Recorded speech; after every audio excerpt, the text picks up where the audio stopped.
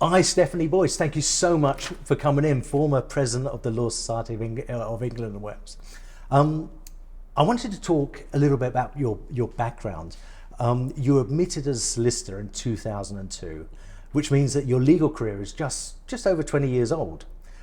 You grew up in a small rural town in Buckinghamshire, and indeed your first working experience was in a small solicitor's office in Buckinghamshire, which, although geographically is not that far from London, it just as well might be a million miles away from London. When you were there and growing up through that experience, did you ever imagine that you would end up as president of the Law Society of England and Wales, representing over 200,000 solicitors in that jurisdiction? No, absolutely no, I didn't. I had little interaction with the Law Society until I became admitted to the Society by the then President, Caroline Kirby, the first female president of the Law Society in 2002. But no, and in fact that was a question I was asked not so long ago by an old family friend who said, when I was growing up on a council estate in Aylesbury, Buckinghamshire, you know, in a single parent household, first generation British, did I know then that I would become president of the Law Society of England and Wales? And of course not. Then I didn't know what the Law Society was. I knew by the age of 7 that I wanted to be a lawyer. I wanted to make a difference. But of course, how I would get there was beyond my wildest measure. It's well known that you were only the 6th woman and the first person of colour ever to have held that office. Did you see this as a watershed moment for you? Absolutely. I always knew, so it took me 4 attempts to get there. I always knew that when I got there, it would be huge, that it would be an absolute opportunity to do things differently, to make a difference. But I'm clear that I absolutely stand on the shoulders of giants, inasmuch that I'm here because of all those who have gone before, who've made that crooked path a bit straighter and a bit wider. Because in our profession, in our society, far too often, the senior parts of our profession to success are far too narrow and out of reach for many. So I knew that once I got here, I was going to make a difference, and that lots of people would be watching to see what I would do once I got here. We're talking about shoulders of giants. Who would you say was your greatest role model following that path? Gosh, history is peppered with so many people who, as I say, made that path a bit straighter and smoother. From the Nelsons, the Mahatmas, the Mother Teresas, you know, and so forth. The most controversial, perhaps, is Margaret Thatcher. And so I am clear, not because of anything she went on to later do, but for a young black girl growing up in rural Buckinghamshire, she was a barrister. She was our female education minister. She was our first female prime minister. Those were things that I saw and things I felt. And of course, a daughter of a shopkeeper. Absolutely.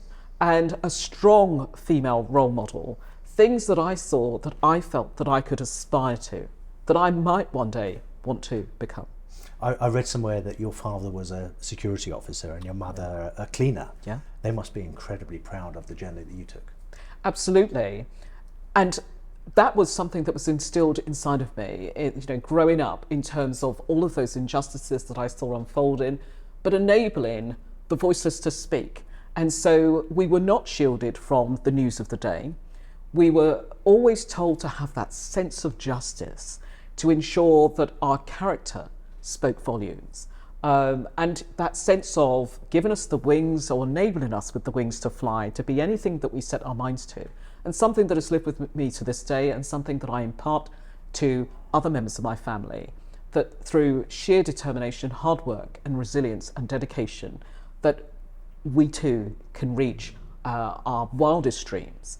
But I'm absolutely clear that it's got to be a collective, inasmuch that we know there are barriers, seen and unseen, and far too many that are holding lots of individuals back for a number of reasons.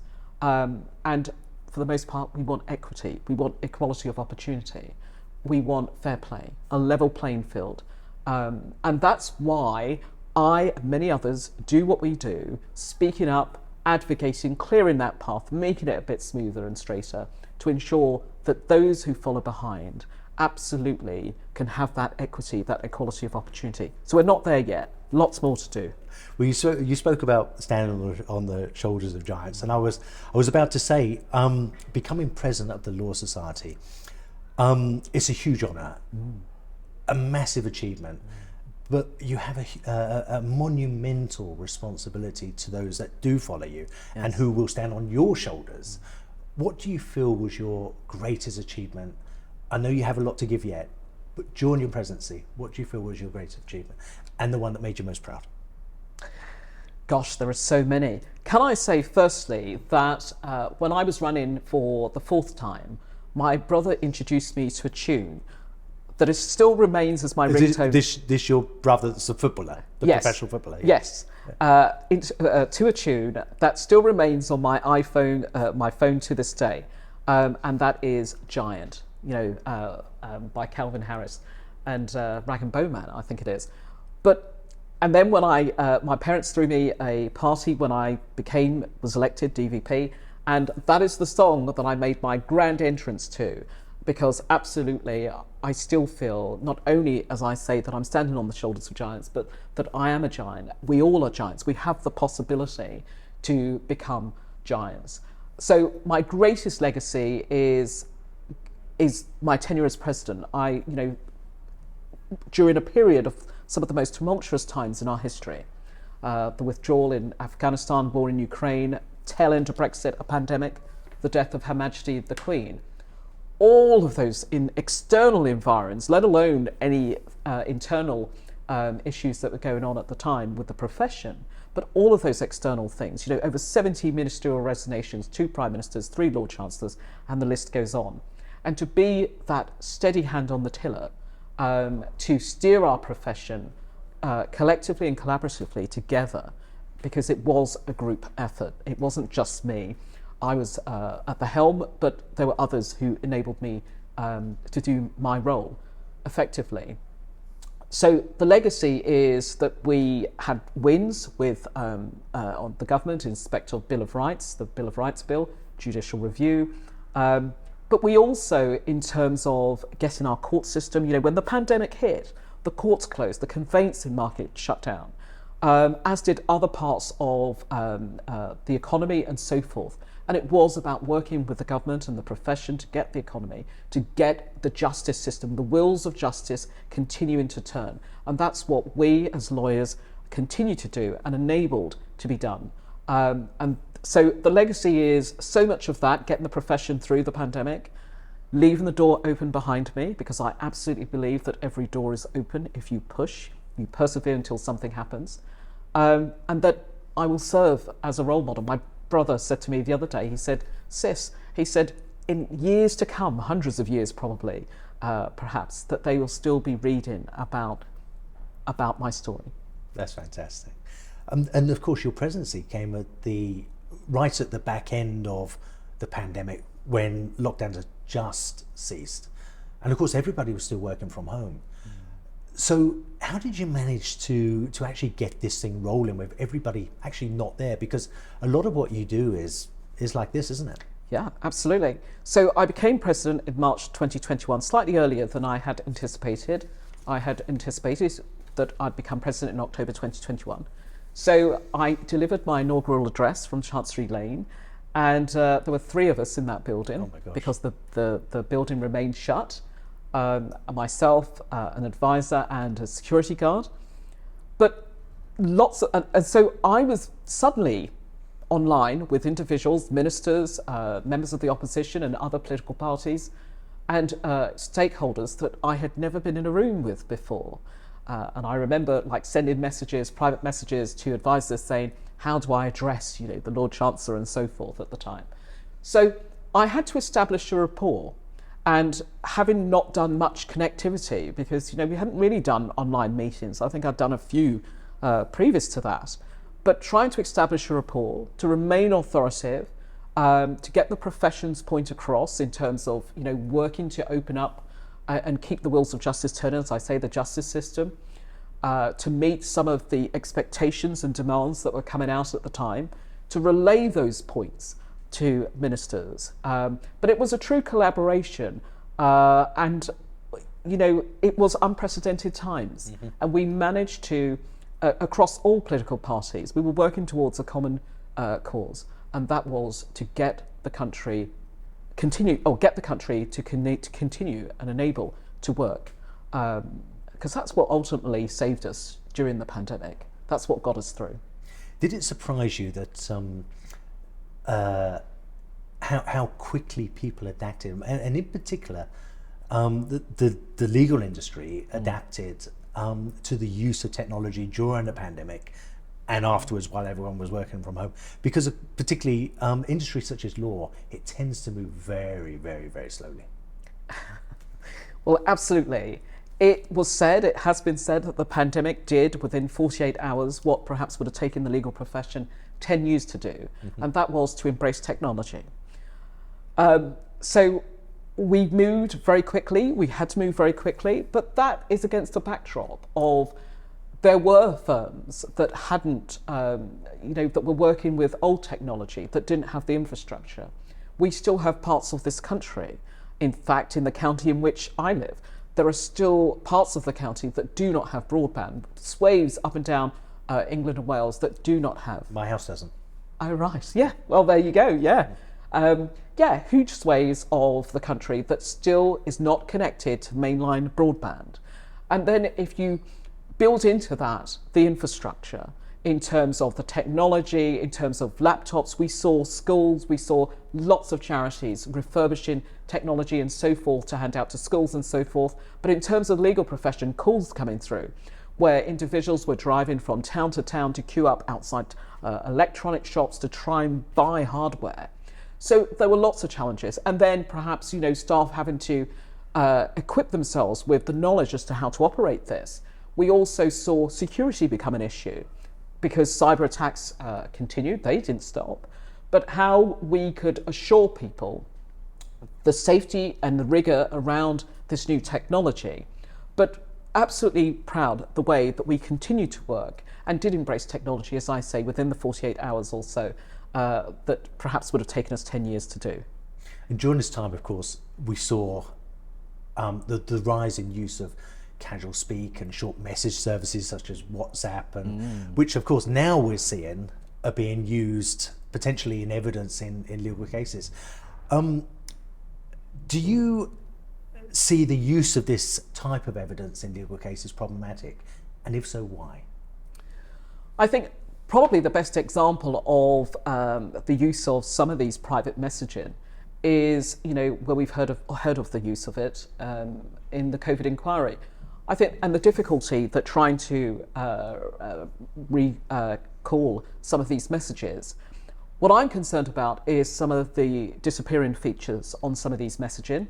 I think it is problematic. We've seen case law that has come out and suggested that employers and indeed employees who have WhatsApp group messages, there's a clear demarcation that perhaps it shouldn't be used because of possible claims of discrimination for individuals being excluded. You either have everybody in it, in a group, or you have no one.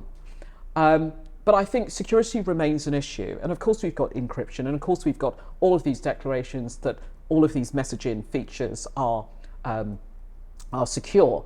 But I would have thought that for the United Kingdom government, that they would have a platform, a system of communication messaging that is not what we heard come out publicly a few weeks ago, but something a lot more secure and that is reliable, that can, as those messages can be recalled and referenced if they need to be.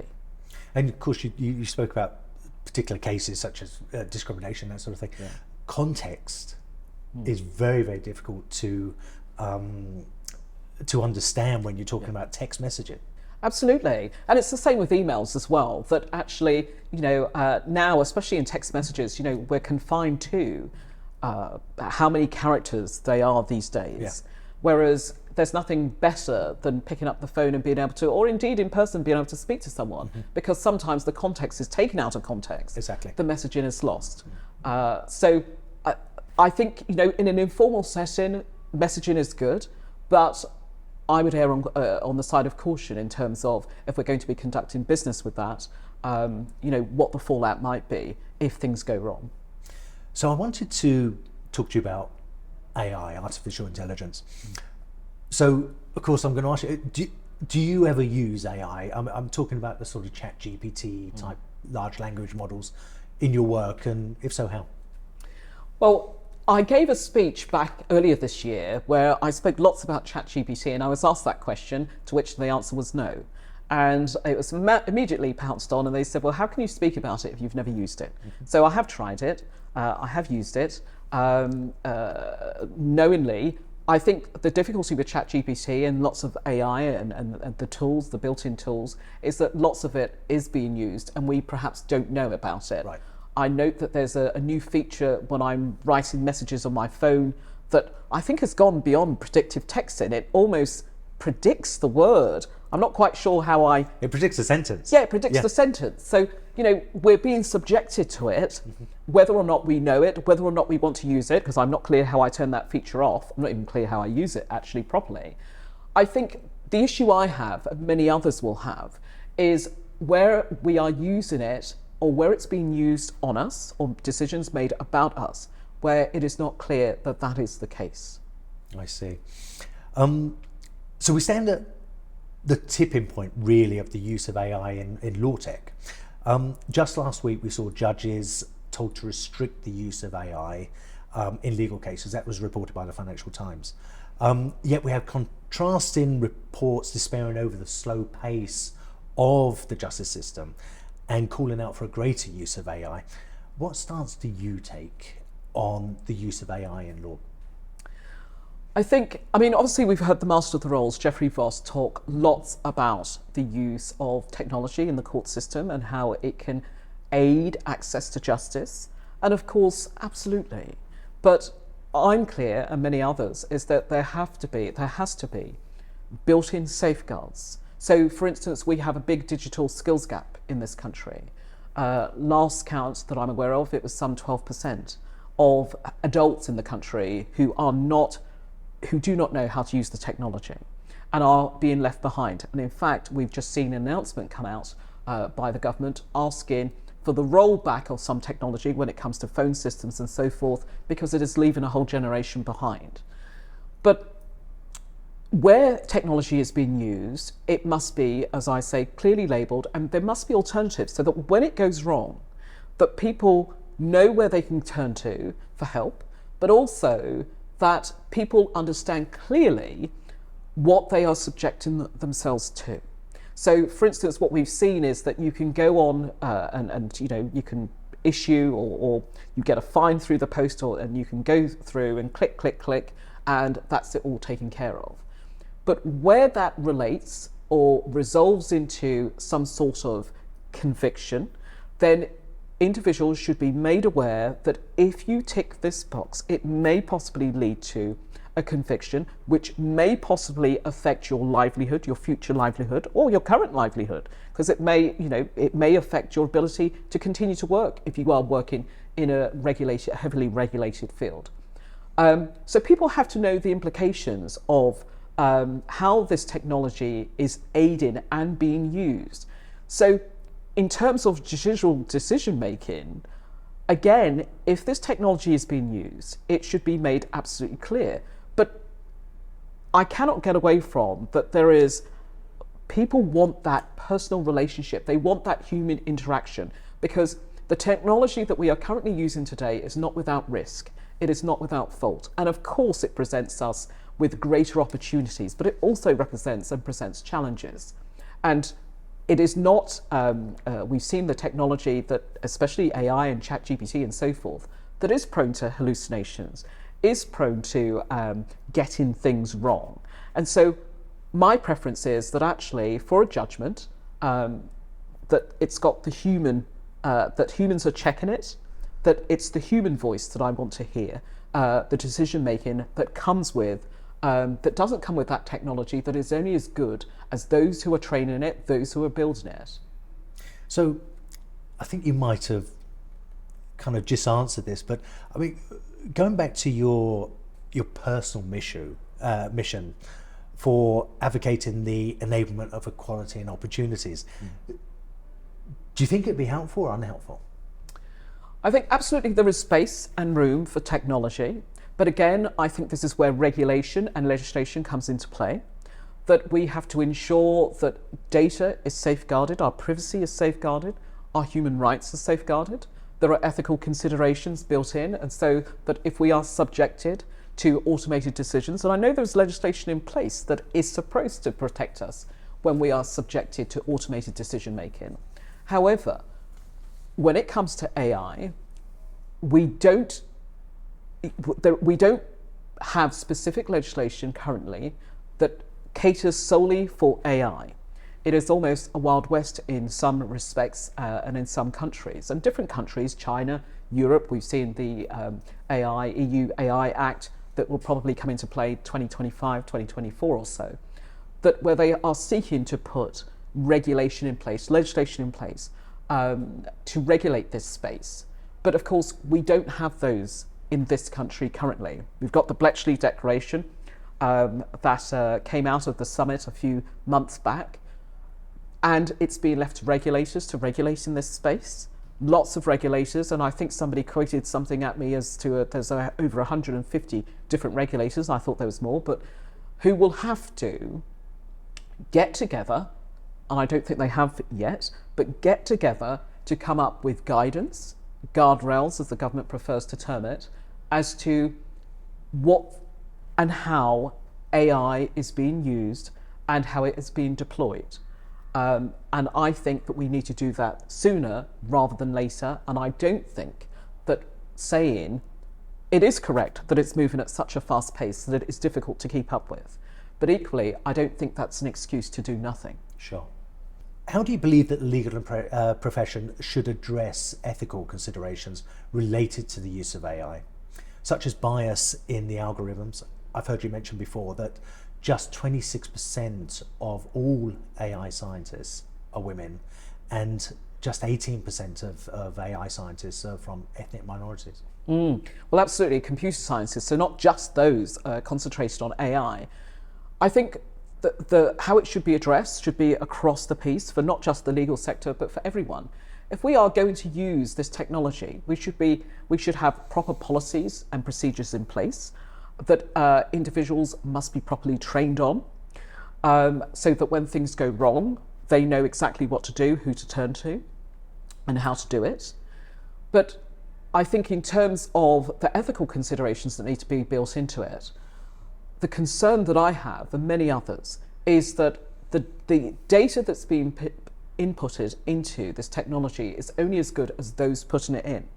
And if we do not have sufficient representation replicated by those building and inputting this data and deploying it and so forth, then what we're going to have is that there are going to be biases built into this. And not because there is an intention to do it, but because we all have, one way or the other, unconscious biases. You know, I don't particularly like the colour red, but, you know, so I might build something that I don't build in the colour red for whatever reason. And so it's addressing some of those blind spots and ensuring that actually we're not discriminating, that we're not fairly excluding individuals, whereas otherwise we might, because of those blind spots that we have. And what about the impact of data privacy and data harvesting? Well, absolutely. There is a pushback and there is a concern as to what is being done with our data. Where is it being held? What are people doing with it? I'll give you an example. I went to a coffee shop this morning. They don't accept cash, fair enough. I paid with my card, and then up comes the screen, would you like a receipt? Email, text, or no thanks. And I said, can I have a paper one, please? And they said, sorry, we don't do paper receipts. So I was left with either no receipt, which I need for recording, or to hand over my data. But there was nowhere there that I could see where I was being told what was being done with my data. And the concern that lots of people have around data and data harvesting is what that data is being used where it's ending up, how it's being, used, who it's being sold to, and so forth. And so there is a concern and how that data is being used to make decisions either about me or for me. So how do you think this should be regulated? How I think it should be regulated, I think we should have clear legislation in place that sets out, and of course we've got the GDPR, the Data Protection Act 2018 now, that sets out how our data should be used. Of course, we've got human rights legislation that says, in terms of our civil liberties, and we've got the Equality Act that talks about when and how, if we are discriminated and we shouldn't be, how it can be dealt with. But I think some of that needs to be consolidated into one clear, specific piece of legislation that addresses all those concerns, including the ethical considerations that we have spoken about, that people have a clear place to go to and reference. So how can lawyers effectively collaborate with AI tools? And what skills and understanding do you believe are crucial for legal professionals in this ever-changing landscape? Well, absolutely. The technology is evolving very quickly, so we have to make sure that we're up to date with it. We're keeping pace with it. But also, we need sufficient policies and procedures in place. But not only that, staff, users have to know where to find those policies and procedures. And that comes with appropriate training, and that makes sure that we're highlighting to individuals where that can be found. We also have to ensure that if we are, and we've seen that some of this in the family law courts, where some of the evidence that's being produced, some of the messaging, that we have to ensure that we are interrogating the data, the evidence that we are being presented with. So if we're presented with copies, screenshots and so forth, that we are actually asking for the originals, and we can look behind the data behind the originals, the metadata, that may tell us or may give us clues as to whether or not that information has been manipulated in some way. We have to make sure that we are undertaking due diligence, and I think that stands out more so now than previously in terms of the advancement of technology and how it can be used and misused. But ultimately, we have to keep pace, and we've seen lots around law tech, which has been more law firm focused than client focused. So we have to make sure that there is a balance there, in as much that we're not getting too far ahead and not bringing clients with us. So particularly with things like large language models, GPT-4, how should lawyers communicate, and using them alongside law tech softwares, how should lawyers communicate with clients about the use of their AI in their cases, and how should they manage client expectations regarding its capabilities? I know some law firms have started to build in, and some lawyers have started to build in specific wording into their terms and conditions of engagement. And of course, where that's being used, and we saw a couple cases come out in America with lawyers and certainly with litigants in person in this country, where that is being used, it should be clearly, clients, the courts, should be clearly told. It should be clearly signposted that AI has been used, or ChatGPT, whatever it is. And also, clients should be managed in terms of the capabilities of these technologies, because as I previously mentioned, we know that they can make mistakes. They can hallucinate and make things up. And therefore, if we tell and are upfront with what's going on in terms of the technology and its capabilities, then that helps manage people's expectations. So looking ahead, what emerging trends do you anticipate in this intersection of AI and the legal profession, and how should the legal professionals actually prepare for these changes? Yeah, I mean, we've seen some of this already in terms of document reviews, reviewing contracts, and there are various articles out there that when it talks about some of the professions that are going to be the most impacted, we have seen that law is supposed to be one of those professions that is going to be more impacted. Of course, individuals are worried about jobs.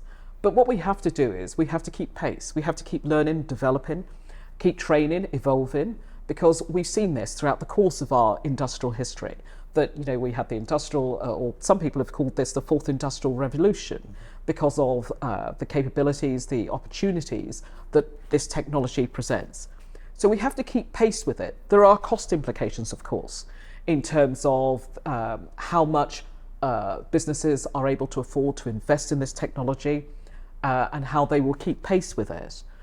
There are concerns on a human level as to whether or not individuals will be kept on, whether that will mean that their jobs will be lost to this technology. So there are lots of things for individuals to consider, and as I say, how they will, if they embark upon this technology, how they will keep pace with it, how they will update it, because far too much of the technology, once it's out there, is not being updated. It becomes static. So we have to think about that. But of course, as this technology evolves, we too, as a profession, as individuals, will evolve with it. And do you feel that the profession as a whole is equipped to keep up with the rate of change that is going on at the moment? It's an interesting question, because I think across the piece, across lots of professions, because of the fast-moving rate of this technology, it is difficult. It's almost, I wrote a speech recently on AI, and I thought, my goodness, why did I even think about that I could do this? Because it took me over a month to write this, because every time I wrote something and came back to it, it had changed. Yeah. And we're seeing this, every single day there is something new around this sort of technology. Different countries are keeping pace with their interpretation of legislation and regulation in this space. So it's a forever evolving, and I think that's exactly it. We have to continuously keep evolving and trying to keep pace with that. And some of us will do that better than others. Some of us will have the resources to do it better than others. So if we can cross-collaborate, that's a good thing as well. Considering the rate of evolution of these systems, clearly there will come a day when AI will have the capacity to make judgments based upon the evidence that it is ingested. However, you've often said that just because a system can make a judicial decision doesn't mean it should.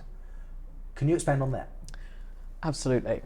So, and of course, we've heard instances where some judges have admitted to using ChatGPT to make a decision. The technology is not where we want it to be yet, but quite rightly, there may come a time where the technology will be able to make judgments at some point. But again, I think that if individuals consent to that, a bit like when individuals who go on Judge Judy, you sign a disclaimer, you sign your rights away, and you subject yourself to Judge Judy's ruling. That, for me, would be the same with ChatGPT, this technology, that if you are acutely aware that this is what you're signing up to, and that you are subject to this decision, this judgment, and if you're happy with that, then that's all good and well. But there must be an opt-out provision for those who will want to have that personal relationship, that human default to whether it's an appeal or so forth, that safeguard, that human safeguard built into it. And what about when mitigation comes on into the whole thing? How do you think that AI would deal with mitigation? Well, as the technology evolves, I would expect it to deal with it the same way that it would deal with any other information that is either inputted into it or indeed it is absorbing. But I think where we're not at yet is the fairness of it, is that we still have concerns around the risk, the bad actors who may get hold of the technology and what they may use it for. And until those concerns are properly addressed and indeed regulated properly, then I think we're a long way off of ChatGPT or AI making judicial decisions. So overall, do you think that the use of AI in law tech, in legal tech, is a good thing or a bad thing? Absolutely, it's both. It provides us with opportunities, it provides us with risk. And we've seen that in medicine. AI is, or tech, law tech is not as disruptive as, say, fintech. We think nothing of going to our phones and doing online banking, but we've also seen the outcome of that when high street banks or branches are closing. Yeah. That's the result of this technology that we have had from the comfort of our home. And it might be, and there will be individuals who want to be able to go to an app, type in a legal problem, and some people may say we've already got that via some search engines. But we have to ensure that there are caveats built in and that people recognise and realise that there are inherent risks with deploying that sort of advice rather than going to a qualified, insured individual lawyer. So, what's next for Stephanie Boyce? Well, the world is my oyster. So it's been over a year since I stepped down as president, and it's been a remarkable year. And as we embark upon the new year, it's a period of reflection. So I'm going to be launching a mentoring service. I have or want to impart some of that skills, knowledge, resilience that I've learned along the way. But also, I love doing lots of things. Public speaking is one of my biggest things, and I enjoy speaking and meeting people. So, but to continue also to advocate for lots of social issues that we are currently facing as a nation and as a global nation. But also, I have a big thing around public legal literacy, which I want to increase. And I will continue to campaign around access to justice to get the government, whichever government we have in place, to fund our justice system, our fourth emergency service. And I often talk about the wider ecosystem that lots of people, when they think about justice, they think about judges, they think about lawyers, they think about courts, but they don't think about, our prisons, they don't think about the police and so forth. And we have to, as a country, start to rethink the way we think about justice and the justice system. Imagine picking up your phone to dial 999 to call the police, and there is no one there, no one to come to your aid. And that, unfortunately, is the trajectory that we're on if we do not have a properly functioning, fully funded, effective justice system. In this podcast, we finish off by asking you about something that other people may not know who know the public face of Stephanie Boyce. So tell me something about Stephanie Boyce that other people may not know. I don't know how to cook. So yes, I don't, wow. It's probably best that I stay out of the kitchen because there's always an accident if I go in the kitchen. And as my nephew will tell me and reminds me of the pristine condition of my cooker. So cooking is not my forte, but my father tells me it's never too late to learn. Fantastic. Thank you so much, Stephanie. Thank you. Really, really appreciate it. Thank you very much. Thank you. you. Thank you.